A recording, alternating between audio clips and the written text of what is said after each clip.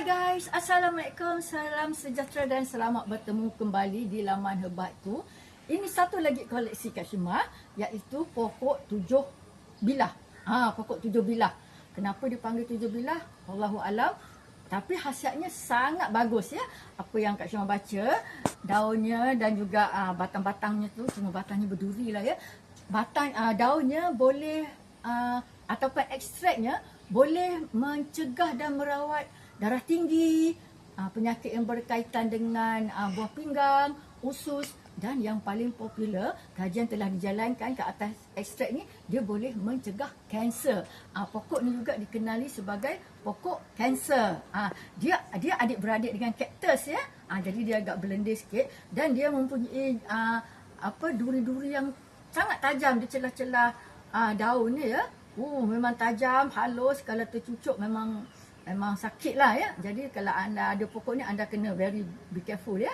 Okey, pokok ni saya dapat benih ni diberikan oleh sahabat saya, seorang kawan Cina lah, dia bagi saya dan dia pesan dengan saya, kalau nak makan ni dia kata jangan lebih 5 helai kalau daun besar, kalau daun kecil jangan lebih 7 helai, sebab ini ekstrak dia ataupun daun ni sangat kuat. Dia kata macam mana kuat tu saya lupa pula nak tanya ya, tapi kajian menunjukkan dia memang bagus untuk kanser sehingga digelar sebagai pokok kanser.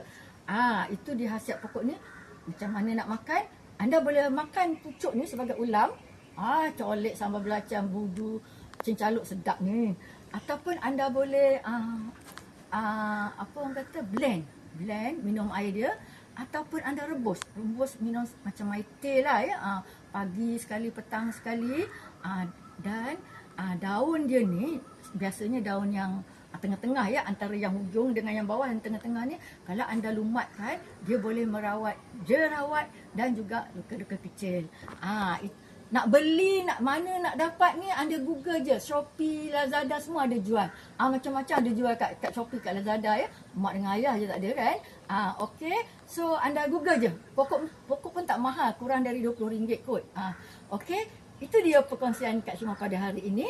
Jangan lupa like, share, subscribe dan komen. Bye. Assalamualaikum.